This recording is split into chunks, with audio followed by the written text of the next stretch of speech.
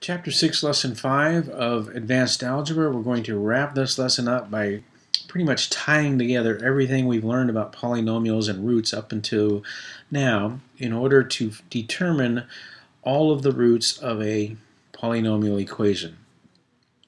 We've talked about in this lesson the rational root theorem, which allows us to determine what the rational roots possibly could be, taking the factors of the constant, putting them over the factors of the leading coefficient, and then making a list.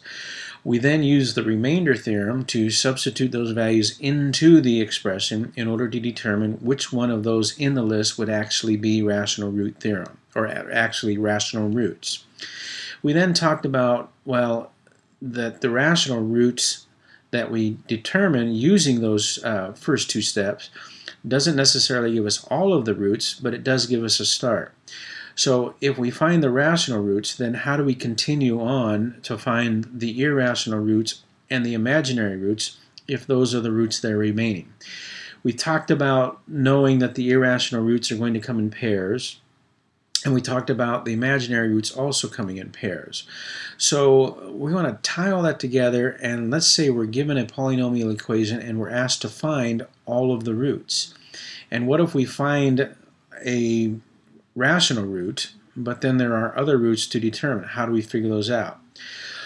Well, what we're going to do is combine then, once we have used the rational root theorem and determined which roots are rational, we're then going to use synthetic division to actually divide those out. And we want to divide those out because you remember when we divide a cubic and we divide it by a linear factor, remember that leading coefficient wasn't then a squared. Remember, if we began with an x cubed and then we divided it, it then became x squared, the quotient. So what we're going to need to do is we're going to use the rational theorem to figure out which numbers would be rational zeros. We're then going to divide it. That's going to take us down to then a quadratic, and then we're going to use the quadratic formula or factoring. Actually, we'll need to use the quadratic formula in order to find those additional irrational roots or imaginary roots. Now, I know that was a lot of information and it sounded like, my goodness, how am I going to get all that straight? So don't worry about it. What we're going to do is we're just going to do a number of examples. And we'll just do them over and over and over, and you can watch them as many times as you'd like so that you get it. But just understand this. It's a process of beginning with the rational root theorem, figuring out what the possible zeros are, then using the remainder theorem to figure out which ones in that list actually are zeros. We then use synthetic division to divide by those zeros, which takes us down to a quadratic. We then use the quadratic formula to find the irrational and imaginary roots. And really, that's the process. We're just stepping through each of these theorems, using each one of them in order to determine these roots. All right? So having said that, let's look at one example. I'll do one example for this one video, and then I'll do a subsequent video where I'll do a number of examples. So you can watch this one to kind of get the idea of what you're going to be doing, and then you can watch that next video, as many problems as you need, so that you can practice those and get kind of an idea of where we're going. All right? So let's do one example. Okay, so here's our example that we're going to use. We're going to have, or we have this expression, 4x cubed plus 16x squared plus 20 or minus 22x minus 10 is equal to 0. Now, this isn't a perfect cube, so we can't do that factoring. So we're going to go through our process. We're going to use the rational zeros theorem first. We'll use the remainder theorem second. We'll use synthetic division third, and then we'll use the quadratic formula fourth to figure out the irrational or imaginary zeros. Right?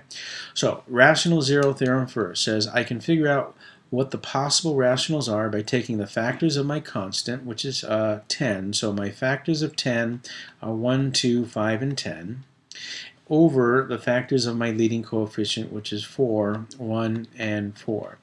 So my possible rational zeros is 1 over 1, so plus or minus 1, 1 over 4, plus or minus 1/4, 2 over 1, plus or minus 2, 2 over 4, plus or minus 1/2. 5 over 1 plus or minus 5, 5 over 4 plus or minus 5/4, and then 10 over 1, which is plus or minus 10, and then 10 over 4, which is 5/2, which I don't have yet, so we'll do plus or minus 5/2. Okay, so these are the possible zeros, possible rational zeros. If this polynomial has any rational zeros, it's going to come from this list.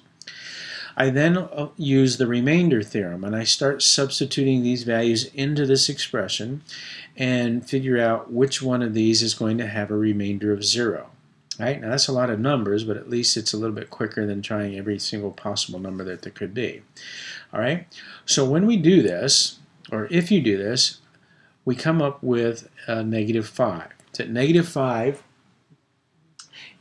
just want to double check, -5 gives me a remainder of 0. So out of all of these possible zeros, only -5 ends up being a 0, or it's going to give me a remainder of 0. Okay, so the rational zeros theorem gives me this, the remainder theorem narrows it down to this.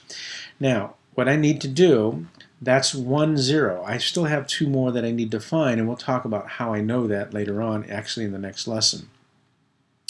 So in order to get the last 2, I need to have it in a quadratic. So what I'm going to do is use synthetic division to divide this down. Okay, so -5 I know is a 0, and I know when I divide it I should get a remainder of 0 because I've already done that remainder theorem. So we'll use synthetic division. So I list my coefficients,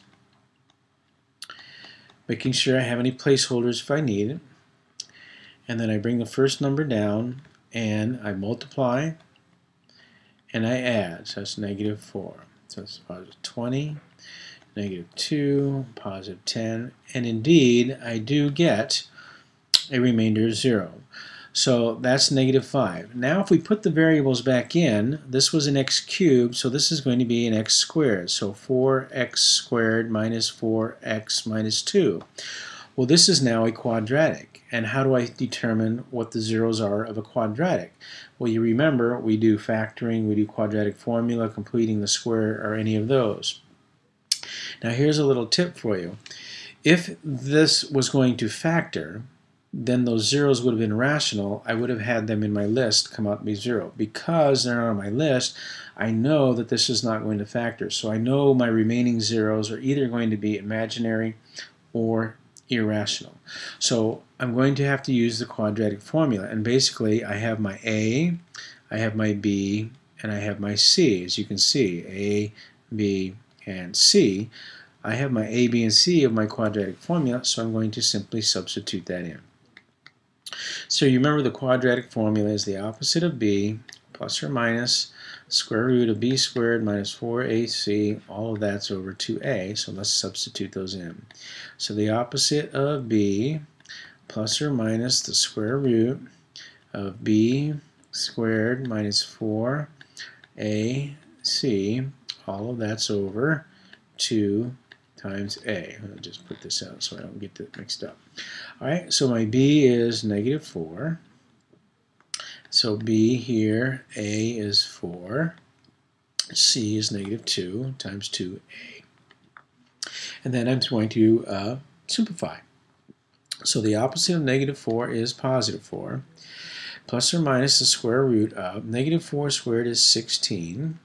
-4 times -2 is +8. 8 times 4 is 32. So this is 32 over 2 times 4 is 8. So let me scroll up a little bit here. So now, oops, a little bit too far. Let me bring that back. Come on. There we go. All right, so then I'm going to go ahead and separate this and simplify it. So I have 4 over 8. Then plus or minus, the square root is 16 and 32 is 48 over 8. So this reduces to 1/2 plus or minus. Now this 48 I need to try to reduce, and I know that 48 is 16 times 3. So this radical 16 is actually simplifies to 4, and so I have 4 square root of 3. So I have 4 square root of 3 over 8. So that reduces, leaving 1 and 2. So I'm going to have 1/2 plus and minus the square root of, come on, square root, what's going on? Plus or minus,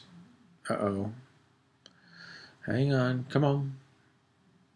All of a sudden, it doesn't like to do this. I can't believe I'm going to get all the way to the end here like this, and then it's going to do this to me. Okay, well, we've got the spinning wheel of death for right now. Let me see. Maybe something else is working. Come on.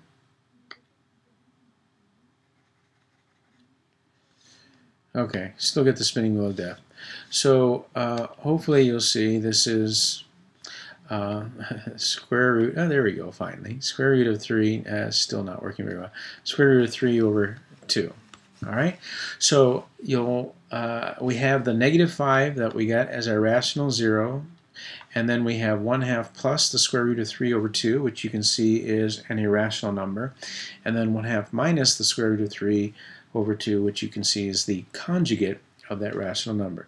So by applying those 4 theorems, I can determine all of the zeros of any polynomial function if I just follow those steps.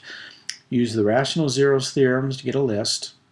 Use the remainder theorem to determine which ones of the rational numbers are actually rational zeros. Use synthetic division, and then the synthetic division is always going to divide down to a quadratic, and then we can use the quadratic formula then to figure out the last two, either imaginary ones or irrational ones.